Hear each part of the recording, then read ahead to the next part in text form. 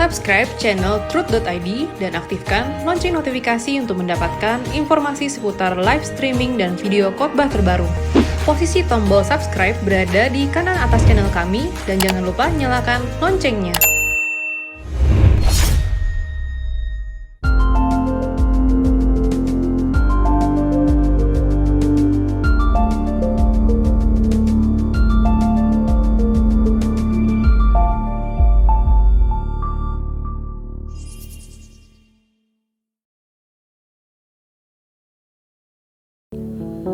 Shalom, Bapak Ibu Jemaat Tuhan, pecinta suara kebenaran. Kita bertemu kembali dalam ibadah tengah minggu kita, GSKI Rehoboth Kelapa Gading. Mari saya mengajak setiap kita untuk mempersiapkan segenap keberadaan kita saat ini untuk masuk dalam hadirat Tuhan, memuji meninggikan namanya, terlebih untuk mendengarkan kebenaran firman Tuhan. Mari kita angkat satu pujian Bapak Ibu. Bersama-sama kita minta kepada Tuhan, berikan kami hati seperti hati-Mu Tuhan.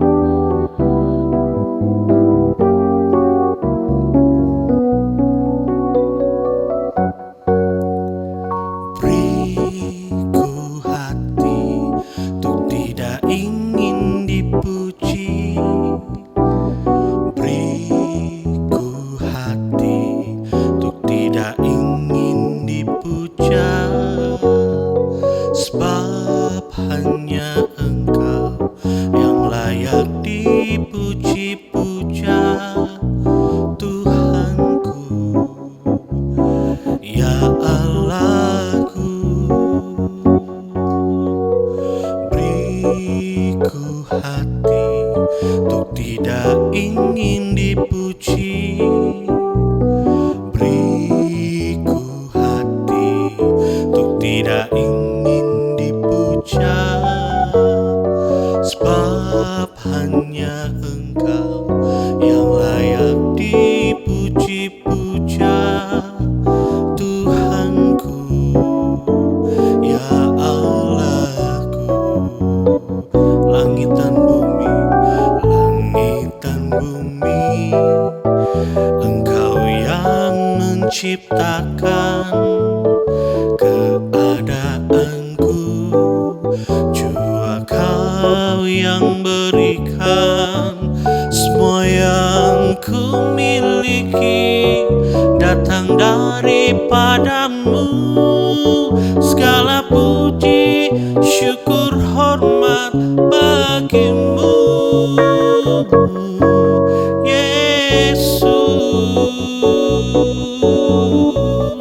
Katakan, beriku hati, beriku hati untuk tidak ingin dipuji, beriku hati untuk tidak ingin dipuja, sebab hanya Engkau yang layak dipuji-puja, Tuhanku, ya Allahku. Beri kami hati, beriku hati untuk tidak ingin dipuji, beriku hati untuk tidak ingin dipuja, sebab hanya Engkau yang layak dipuji-puja, Tuhanku, ya Allahku. Langit dan bumi, Engkau yang menciptakan keadaanku, jua Kau yang berikan. Semua yang ku miliki datang daripadamu. Segala puji, syukur, hormat bagimu, Yesus. Langit dan bumi,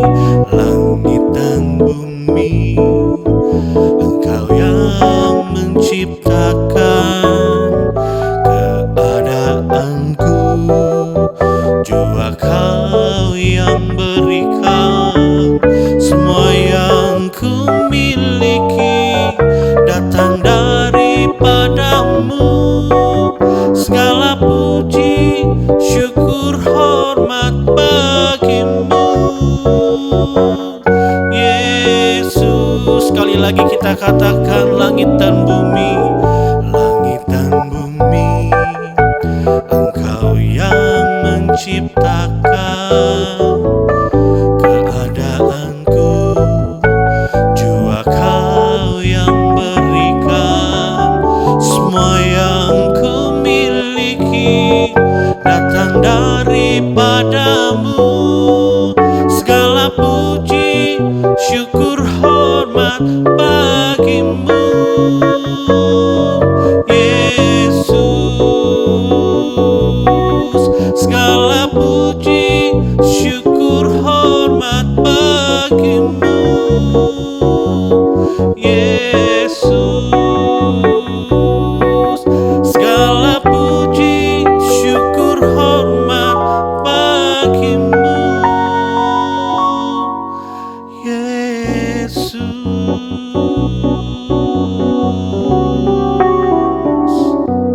Amin. Mari siapkan ladang hati kita saat ini untuk ditabur kebenaran firman Tuhan. Biar setiap kebenaran yang akan kita dengar saat ini boleh tertanam dalam hati kita, berakar, bertumbuh untuk kemudian menghasilkan buah yang menyenangkan hati Bapa.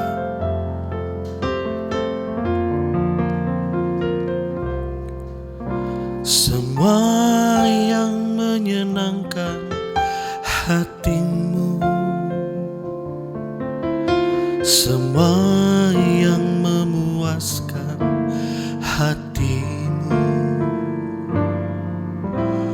ku mau lakukan segenap hati di sisa umur hidupku ini. Telah banyak waktu yang sia-sia tak ku lakukan kehendak Bapa. Sekarang saatnya, takkan ku tunda membuktikan cintaku dengan nyata. Katakan semua yang menyenangkanmu, semua yang menyenangkan hatimu, semua yang memuaskan hatimu,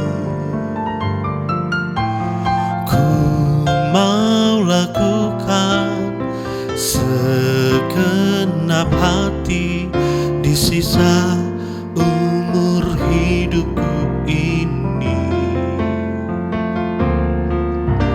Telah banyak waktu yang sia-sia tak ku lakukan kehendak Bapa. Sekarang saatnya, takkan ku tunda membuktikan cintaku dengan nyata.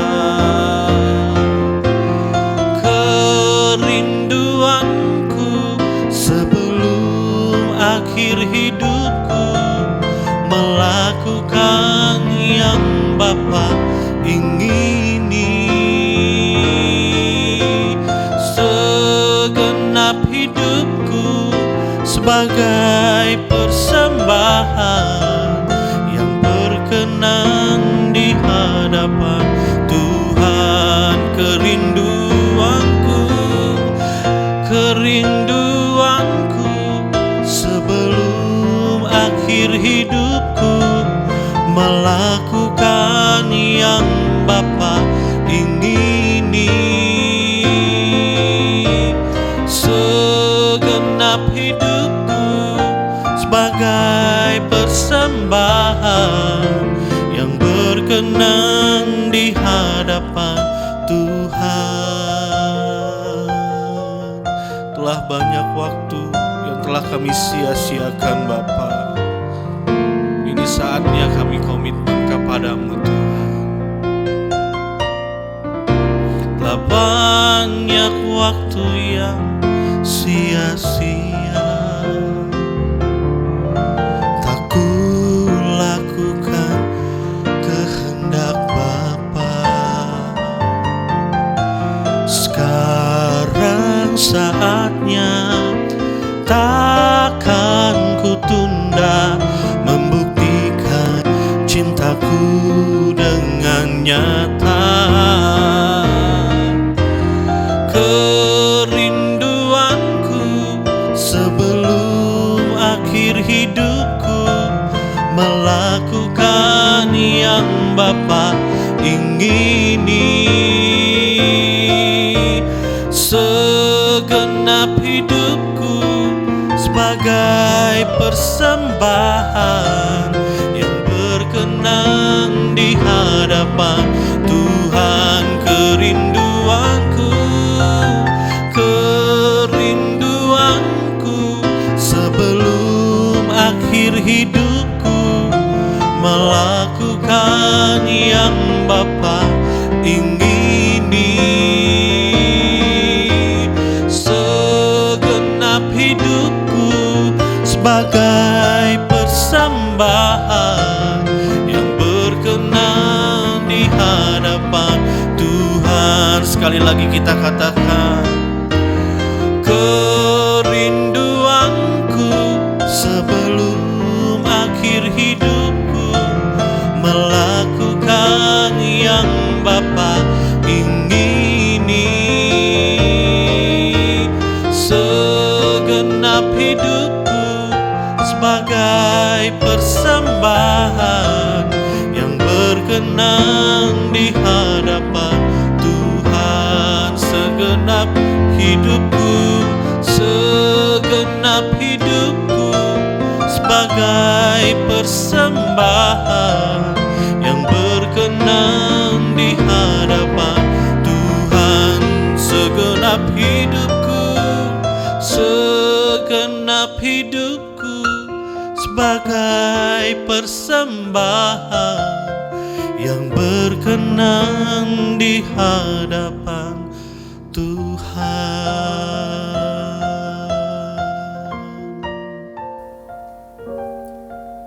Shalom Bapak Ibu, saudara-saudara sekalian. Melengkapi sukacita kita pada hari ini, mari sebelumnya kita berdoa untuk mendengarkan firman Tuhan. Mari kita berdoa. Bapa di dalam surga, kami merindukan kebenaran firman-Mu, menuntun kami terus agar Engkau mendapati kehidupan kami, keadaan kami berkenan di hadapan-Mu. Kami menyerahkan pemberitaan firman-Mu saat ini ke dalam tangan Tuhan. Biarlah Tuhan memimpin, menyertai, memberikan kami pengertian. Dan Tuhan pula yang memberikan kami kesanggupan untuk melakukan kebenaran firman. Bapa, berbicaralah kepada kami semua. Kami sambut firman-Mu dengan penuh syukur dan sukacita. Di dalam nama Tuhan Yesus Kristus. Amin. Amin. Bapak, Ibu, saudara-saudara terkasih dalam Tuhan, tema pemberitaan firman Tuhan pada kesempatan ini adalah tidak ada kesempatan kedua. Tidak ada kesempatan kedua. Ungkapan ini memang tidak umum. Karena sebagian besar kita lebih sering mendengar ungkapan yang mengatakan bahwa selalu ada kesempatan kedua. Selalu ada kesempatan kedua. Kepada mereka yang sedang mengalami kegagalan, apakah itu kegagalan dalam studi, kegagalan dalam karir, kegagalan dalam bisnis, putus cinta, atau gagal dalam berkompetensi atau dalam mencapai pencapaian prestasi tertinggi lainnya. Kita dapat memberikan semangat, menyemangati mereka dengan berkata, Selalu ada kesempatan kedua. Selalu ada kesempatan kedua. Namun Bapak Ibu, saudara-saudara yang dikasihi Tuhan, di sisi lain kita harus mengetahui, kita harus sadar, dan kita harus menerima bahwa pada kenyataannya ada saat di mana seseorang ternyata tidak memiliki kesempatan kedua. Ada saat di mana seseorang tidak memiliki kesempatan kedua, Bapak Ibu. Sehingga kalimat kesempatan kedua hanya menjadi sebuah slogan semata-mata. Kata-kata penghiburan. Atau sebatas angan-angan saja. Misalnya ketika seorang dokter mendiagnosa, menemukan ada penyakit kanker pada diri seseorang. Dan dokter itu dengan terbuka mengatakan bahwa, Bapak, kami sudah hands up, kami angkat tangan, tidak bisa tolong Bapak. Apa yang terjadi? Mungkin orang itu segera mencari opsi lainnya. Second opinion. Cari rumah sakit yang lain, cari dokter lain untuk mendapatkan kesembuhan. Atau juga ada di antaranya mencari Tuhan. Mencari hamba-hamba Tuhan, memohon doa, minta ditumpangi tangan, mohon mujizat. Sambil memohon kepada Tuhan, dia berkata, Tuhan, kalau Engkau memberikan aku kesempatan lagi, kalau Engkau memberikan kepadaku kesempatan kedua, aku akan memperbaiki hidupku. Aku mau lebih baik lagi ke depan. Tapi ini kadang-kadang hanya sebuah angan-angan saja, Bapak Ibu. Tidak sedikit yang pada akhirnya meninggal dan tidak memperoleh kesempatan kedua. Memang Allah yang kita sembah adalah Allah yang panjang sabar. Allah yang kita sembah adalah Allah yang penuh kasih setia. Karena panjang sabarnya Tuhan, maka Tuhan selalu memberi kesempatan kepada manusia untuk berubah. Itu sebabnya ada ungkapan yang mengatakan, our God is the God of second chance. Our God is the God of second chance. Allah kita Allah yang selalu memberikan kesempatan kedua. Saya juga setuju dengan kalimat tersebut. Setuju Bapak Ibu. Karena panjang sabarnya Tuhan, kemurahan hati Tuhan yang begitu luar biasa. Tuhan selalu memberikan kesempatan kepada seseorang untuk berubah. Untuk berubah. Contohnya Allah memberikan kesempatan kedua kepada Yunus. Setelah Yunus menolak perintah Allah untuk menyampaikan pesan Allah kepada bangsa Asyur, kepada orang-orang di Niniwe pada saat itu. Tuhan memerintahkan supaya Yunus memberitakan baik hukuman maupun keselamatan yang datang dari Tuhan. Hukuman jika bangsa ini tidak bertobat. Tapi Yunus tidak rela jika bangsa itu bertobat. Yunus lebih rela jika bangsa itu mengalami hukuman atau mendapat hukuman dari Tuhan. Itu sebabnya Yunus melarikan diri dari panggilan Tuhan. Akibatnya kita melihat bahwa Yunus ditelan ikan besar. Ditelan ikan besar. Dan Alkitab mencatat selama 3 hari ia berada dalam perut ikan di dasar bumi. Sampai satu saat kemudian ikan paus itu memuntahkan Yunus dan memuntahkannya ke bibir pantai. Yunus harus memenuhi panggilan Tuhan kepadanya. Yunus mendapat kesempatan kedua. Allah juga pernah memberikan kesempatan kepada Raja Daud untuk bertobat. Kesalahan yang dilakukan Daud fatal, Bapak Ibu. Skandal dengan Batseba. Lalu pembunuhan berencana terhadap suami dari Batseba, yaitu Uria.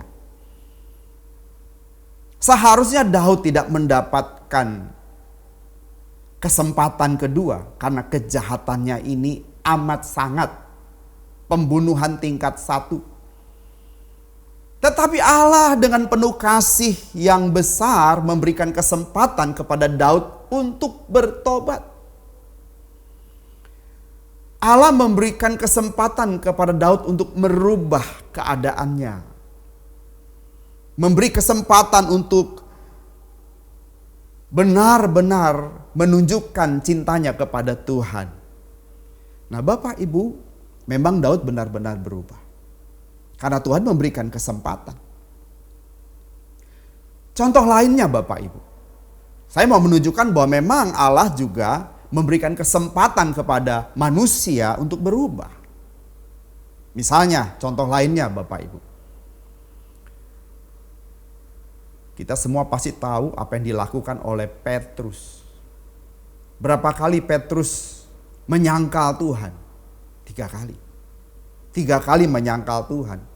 Dalam sidang mahkamah agama yang digelar untuk menghakimi Tuhan Yesus. Petrus secara berulang mengatakan, "Aku tidak mengenal dia." Dia menyangkali bahwa dia mengenal Yesus yang sedang diadili. Dia tahu. Dan sebagian orang melihat, mengenali Petrus, bahwa selama ini Petrus bersama-sama dengan Yesus kemanapun Yesus memberikan pelayanan, berkhotbah, mengajar. Petrus hadir di sana. Karena memang Petrus salah satu dari murid yang terkemuka dari 12 murid. Ia salah satu murid yang terkemuka. Begitu juga dengan bangsa Israel, Bapak Ibu. Berulang-ulang bangsa ini ditolong Tuhan, tapi berulang kali bangsa ini juga memberontak. Lihat ya, Tuhan selalu memberi kesempatan. Tuhan selalu memberi kesempatan. Jadi saya setuju juga dengan satu ungkapan yang mengatakan bahwa our God is the God of second chance. Allah kita Allah yang penuh kasih. Allah kita Allah yang panjang sabar dan memberikan pengampunan kepada setiap manusia. Allah selalu memberi kesempatan kepada manusia untuk berubah. Tetapi Bapak Ibu, saudara-saudara yang dikasihi Tuhan, meskipun Allah itu panjang sabar, penuh kasih dan rahmat bagi kita, kita juga harus ingat Bapak Ibu. Kita harus ingat bahwa Alkitab juga mencatat mengenai mereka yang tidak memperoleh kesempatan kedua. Ada orang-orang di dalam Alkitab yang juga tidak memperoleh kesempatan kedua. Ketika Allah memberikan kesempatan untuk berubah, mereka tidak menanggapi kesempatan itu. Mereka tidak menanggapi panggilan itu. Dan Tuhan tidak manggil-manggil mereka lagi. Mari, ayo bertobat, segera bertobat. Tuhan tidak memanggil mereka. Tuhan tidak memohon kepada mereka untuk berubah, untuk bertobat. Tidak ada kesempatan kedua. Kalau kita melihat kisah-kisah tragis ya, orang-orang yang tidak memiliki kesempatan kedua, ada di dalam Alkitab Bapak Ibu. Di antaranya,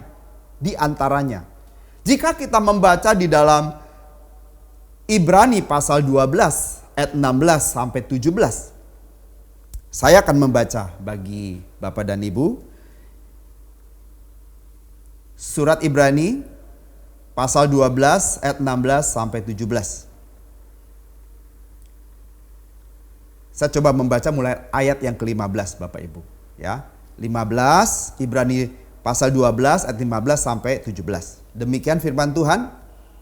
Jagalah supaya jangan ada seorang pun menjauhkan diri dari kasih karunia Allah, agar jangan tumbuh akar yang pahit yang menimbulkan kerusuhan dan mencemarkan banyak orang. Janganlah ada orang yang menjadi cabul atau yang mempunyai nafsu yang rendah seperti Esau, yang menjual hak kesulungannya untuk sepiring makanan. Sebab kamu tahu bahwa kemudian ketika ia hendak menerima berkat itu, ia ditolak. Sebab ia tidak beroleh kesempatan untuk memperbaiki kesalahannya. Sekalipun ia mencarinya dengan mencucurkan air mata. Bapak, Ibu, saudara-saudara yang terkasih, ayat-ayat ini mengungkapkan kisah tragis dari Esau yang dengan kecerobohannya menukar hak kesulungannya. Menukar hak kesulungannya dengan semangkuk makanan. Semangkuk kacang merah. Hak kesulungan dengan kacang merah tidak sebanding, Bapak Ibu. Tidak sebanding. Tapi Esau menganggap rendah hak kesulungan itu. Dia bermain-main dengan hak kesulungannya. Sehingga dia dengan mudahnya dia mau menukar hak kesulungan dengan sepiring, semangkuk kacang merah yang mudah didapatkan. Kacang merah itu banyak, Bapak Ibu. Mudah didapatkan. Kalaupun sedang lapar, kok nggak bisa ya cuma nahan lapar sejenak. Oke, dia suka, bener katakanlah. Esau suka banget dengan yang namanya kacang merah. Kok cuma nahan keinginannya, kesukaan untuk makan kacang merah sebentar saja, kok nggak bisa. Kok mau menukar dengan hak kesulungannya? Tragisnya di sini, Bapak Ibu. Ketika Esau menyadari kesalahannya, ketika dia sadar betul atas kesalahan yang dilakukannya dengan menukar hak kesulungannya dengan semangkok kacang merah, dia mencoba memperbaikinya. Dia datang dan memohon berkat kepada ayahnya. Ternyata tidak ada lagi berkat yang seharusnya diterima oleh Esau. Tidak ada lagi. Dan Alkitab mengatakan di sini, dikatakan tidak beroleh kesempatan untuk memperbaiki kesalahannya. Sekalipun ia mencarinya dengan mencucurkan air mata. Ini bicara apa mencucurkan air mata? Usaha yang sungguh-sungguh. Meminta dengan sungguh-sungguh, memohon dengan sungguh-sungguh. Memohon supaya mendapatkan kembali hak kesulungannya itu. Tidak bisa diperolehnya. Jelas Alkitab berkata, dengan mencucurkan air mata sudah tidak bisa. Ada saatnya Bapak Ibu, manusia kita tidak lagi memperoleh kesempatan kedua. Sekalipun kita sudah berusaha memohon, beri kesempatan supaya aku bisa hidup lebih panjang untuk melayani Tuhan. Beri aku kesempatan supaya aku memiliki hidup yang lebih panjang. Dengan demikian aku memperbaiki semua kesalahan-kesalahanku. Tapi gak ada lagi kesempatan, Bapak Ibu. Nah, ini tragis. Kenyataan pahit yang dialami oleh Esau bisa dialami oleh setiap kita, Bapak Ibu. Aku pun bisa mengalami kenyataan pahit ini. Oleh sebab itu kita jangan bermain-main dengan keselamatan yang Tuhan berikan itu. Di ayat ini juga kita belajar Bapak Ibu. Belajar satu hal.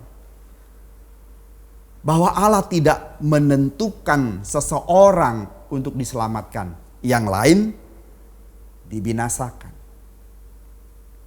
Allah tidak menentukan yang seorang ditentukan binasa, yang lain ditentukan selamat. Allah tidak berbuat seperti itu. Ada orang yang mestinya menerima hak kesulungan, ada yang tidak. Sudah ditentukan tidak menerima hak kesulungan. Oh, tidak begitu Bapak Ibu. Lihat di sini. Setiap kita mestinya memiliki hak kesulungan sebagai anak-anak Allah. Kita bisa menerima, kita juga bisa menolak. Jelas Esau melepaskan hak kesulungannya. Kita pun juga begitu. Sebagai manusia yang memiliki kehendak bebas. Kita bisa menerima hak kesulungan, kita bisa menolak. Kita dapat melepaskan hak kesulungan itu. Demi percintaan dunia, seseorang bisa melepaskan hak kesulungannya. Nah, hari ini kita banyak melihat orang-orang Kristen yang melepaskan hak kesulungannya itu. Hak kesulungan sebagai anak-anak Allah. Menukarnya dengan kesenangan hidup. Menukarnya dengan jabatan, dengan kedudukan. Menukarnya dengan pasangan hidup. Alkitab jelas mengatakan gelap dan terang tidak bisa bersatu. Tetapi tidak sedikit anak Tuhan demi pasangan hidupnya rela melepaskan hak kesulungannya itu. Bukankah begitu Bapak Ibu? Melepaskan kepercayaannya, meninggalkan Tuhan. Ada orang-orang yang tadinya melayani Tuhan, begitu aktif dalam pekerjaan Tuhan, begitu rohani kelihatannya. Hanya karena persoalan jodoh, dia meninggalkan Tuhan. Kisah lain yang juga tragis, tidak kalah tragisnya nih Bapak Ibu, saudara-saudara dikasih Tuhan. Kisah orang kaya yang selalu berpakaian jubah ungu. Berpakaian jubah ungu ini menunjukkan benar orang ini orang kaya. Karena warna ungu itu warna yang mahal. Warna yang mahal hari itu. Hanya orang-orang kaya yang bisa mengenakan baju dengan warna ungu. Dan berjubah ungu ini juga menunjukkan strata, status orang ini orang kaya. Kalau kita membaca kisahnya di dalam Lukas, ada seorang kaya yang selalu berpakaian jubah ungu dan kain halus. Dan setiap hari ia bersukaria dalam kemewahan. Dan ada seorang pengemis bernama Lazarus, badannya penuh dengan borok, berbaring dekat pintu rumah orang kaya itu. Dan ingin menghilangkan laparnya dengan apa yang jatuh dari meja orang kaya itu. Malahan anjing-anjing datang dan menjilat boroknya. Kemudian matilah orang miskin itu. Lalu dibawa oleh malaikat-malaikat ke pangkuan Abraham. Orang kaya itu juga mati. Lalu dikubur. Dan sementara ia menderita sengsara di alam maut, ia memandang ke atas. Dan dari jauh dilihatnya Abraham. Dan Lazarus duduk di pangkuannya. Lalu ia berseru, katanya, "Bapak Abraham, kasihanilah aku. Suruhlah Lazarus supaya ia mencelupkan ujung jarinya ke dalam air dan menyejukkan lidahku. Sebab aku sangat kesakitan dalam nyala api ini."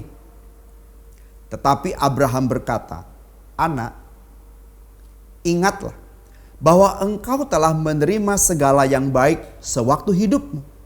Sedangkan Lazarus segala yang buruk. Sekarang ia mendapat hiburan dan engkau sangat menderita." Bapak Ibu, lihat,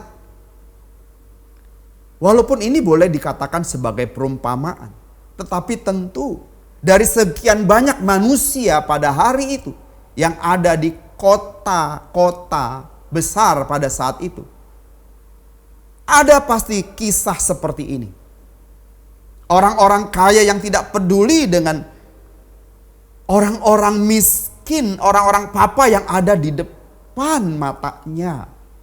Di sini dijelaskan, diceritakan ada orang kaya yang selalu berpakaian ungu tadi. Di depan rumahnya ada pengemis yang bernama Lazarus. Ia selalu berada di depan pintu rumah orang kaya yang selalu berpakaian jubah ungu itu. Apa yang dilakukan orang kaya ini? Berpesta. Berpesta. Alkitab mencatat nih. Bersukaria dalam kemewahan. Bersukaria dalam kemewahan. Nah, salah satunya yang dilakukan orang kaya dengan kemewahannya apa? Pesta, makan-makan, undang orang makan atau makan di mana. Sementara di depan rumahnya, di depan pintu rumahnya, ada Lazarus pengemis. Ada Lazarus pengemis yang mengharapkan belas kasihan. Yang dipikirkan, yang dalam pikiran pengemis ini, ketika dia melihat orang kaya itu makan dan makanan yang jatuh ya, remah-remah itu dari mejanya, dia berharap itu saja bisa aku makan. Sudah happy aku, kira-kira begitu. Nah, memang Bapak Ibu, kalau kita tanya kok bisa begitu ya, orang miskin ada di depan rumah orang kaya. Nah, kalau kita lihat kota-kota hari ini ya berbeda. Kalau kota pada saat itu kan kecil Bapak Ibu. Jadi antara orang kaya dengan orang-orang miskin kalau ada di kota, tentu kalau sekarang halaman rumah seseorang, orang kaya itu cukup besar halamannya. Tidak mudah menjangkaunya, kadang-kadang begitu saking kayanya. Karena besar rumahnya dan juga tinggi pagar rumahnya. Kalau hari itu, kota besar saja Bapak, kota besar, itu paling hanya satu kelurahan besarnya. Jadi tidak sebesar kota Jakarta yang begitu luas. Ya, jadi antara orang kaya, orang susah itu berdekatan Bapak Ibu. Jadi orang kaya ini ada selalu di depan rumah. Maaf, orang miskin ini Lazarus selalu ada di depan rumah orang kaya tersebut. Tapi tidak bergeming loh. Orang kaya ini tidak peduli. Tidak secara kebetulan Lazarus ada di depan pintu rumah orang itu. Lazarus punya kesempatan untuk berbuat kasih. Maaf, orang kaya itu punya kesempatan untuk berbuat kasih kepada Lazarus. Jika saja orang kaya itu berbuat kasih kepada Lazarus pengemis ini, maka perbuatan baiknya diperhitungkan Tuhan. Tapi sayang, ia hanya memikirkan kesenangan dirinya saja.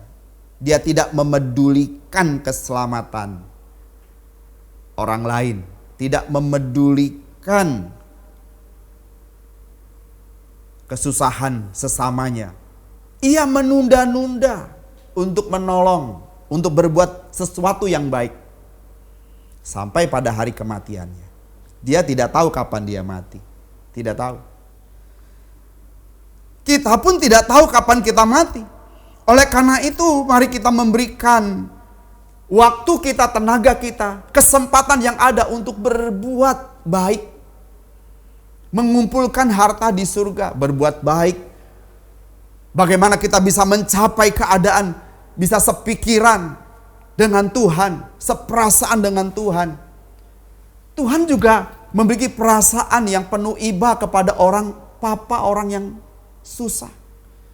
Dan kalau orang itu ada di depan kita, Tuhan ingin kita juga terlibat, menjadi kepanjangan tangan Tuhan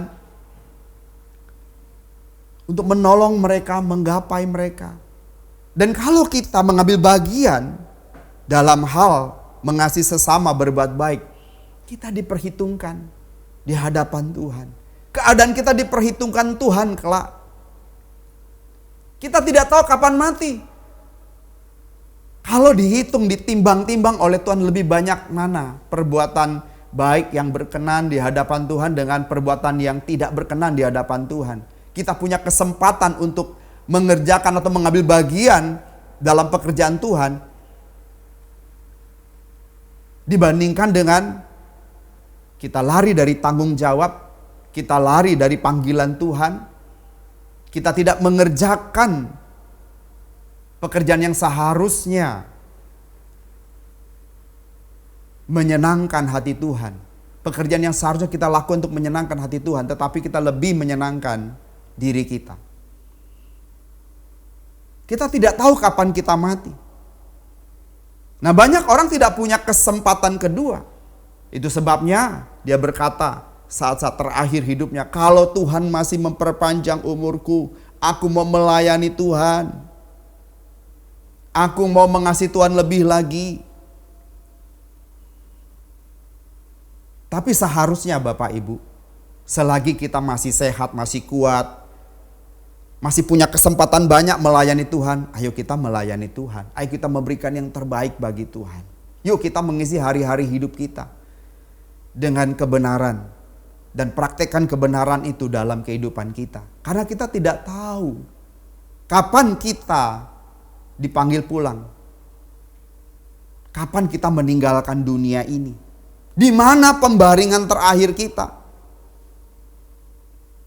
Harusnya dari sekarang kita mulai belajar untuk tidak mempertahankan apapun. Kita relakan apapun, mengambil bagian, demi mengambil bagian dalam pekerjaan Tuhan. Ada satu pujian yang dilansir oleh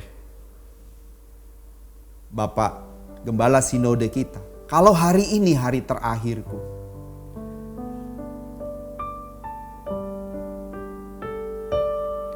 Kalau hari ini hari terakhirku, ku pulang ke rumah abadi Bapakku. Tak ada sesuatu yang ku pertahankan, tak ada lagi yang masih ku nantikan. Kalau hari ini hari terakhirku, mestinya hidup telah bersih di matamu. Pekerjaan Bapa harus kutunaikan, sedia menghadap pengadilan Tuhan. Tolong aku hidup tidak bercacat celah. Tolong aku untuk berkenan di hadapan Bapa.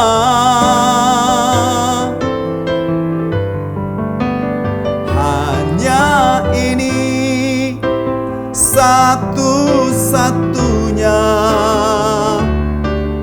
tujuan hidupku. Persiapkan diri menjadi mempelai di kerajaanmu.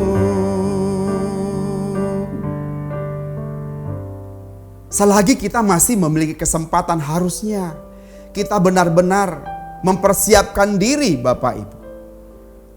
Berdoa, mengusahakan diri untuk hidup tak bercacat, tak bercela. Seperti dalam pujian ini. Tolong aku untuk hidup tak bercacat, tak bercela. Ini sebuah pergumulan yang sungguh-sungguh harus dinaikkan, dilakukan oleh anak-anak Tuhan. Bagaimana kita bisa hidup berkenan di hadapan Allah. Dan ini menjadi satu-satunya tujuan hidup kita, berkenan di hadapan Allah. Karena itu harusnya kita berpikir bahwa jangan-jangan ini hari terakhirku, hari terakhir kita. Jangan biarkan iblis mengecoh kita. Faktanya banyak orang yang berhasil ditipu oleh iblis. Banyak orang yang menyia-nyiakan waktu dan kesempatan yang diberikan. Padahal kesempatan tidak selalu ada. Kesempatan kedua tidak selalu ada. mengulur-ulur waktu untuk bertobat dan mengambil kesempatan untuk tekad untuk berubah. Iblis kerja di sini. Dan iblis acap kali berhasil memisahkan manusia dari Allah Bapa dan menanamkan dalam pikiran mereka, tenang, kiamat masih lama, masih jauh.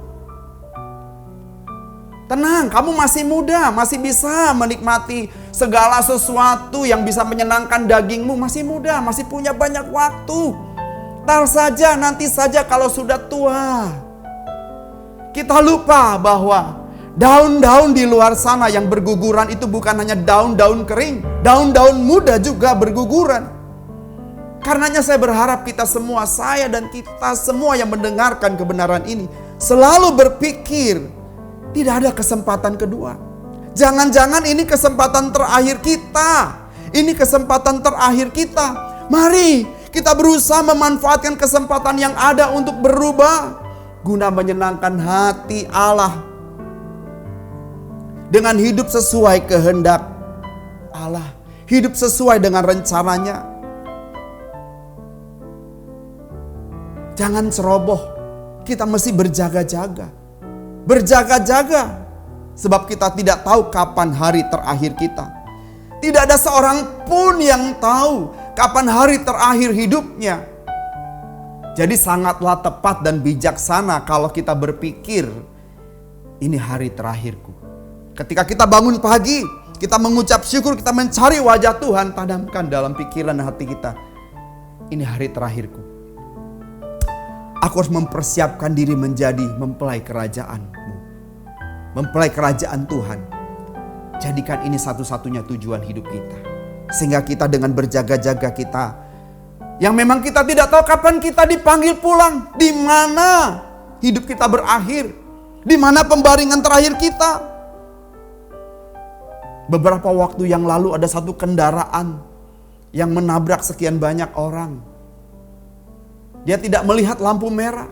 Ada motor, ada mobil, ada banyak orang yang meninggal di trotoar, di jalan itu. Mereka pergi dari rumah, berangkat tidak berpikiran bahwa itulah hari terakhirnya. Karena itu Bapak Ibu, kita mesti berjaga-jaga. Dan kalau kita masih ada kesempatan hari ini mendengar firman Tuhan ini, marilah kita jadikan waktu yang Tuhan beri ini, setiap menit, setiap waktunya menjadi sesuatu yang sangat berharga. Waktu yang berharga. Untuk kita berusaha sungguh-sungguh menjadikan waktu hidup kita untuk melayani perasaan Bapa. Melayani perasaan Bapa artinya melakukan segala sesuatu yang sesuai dengan pikiran dan perasaan Bapa. Melakukan segala sesuatu yang berkenan. Nah, dengan cara hidup demikian, dengan cara hidup seperti ini, kita sedang mengumpulkan harta di surga. Dan hidup kita akan bernilai. Bernilai bukan saja sementara kita di bumi, tetapi nanti juga bernilai. Hidup kita bernilai sampai di kekekalan. Jadi waktu yang ada pada kita ini sangat bernilai. Di sini bernilai.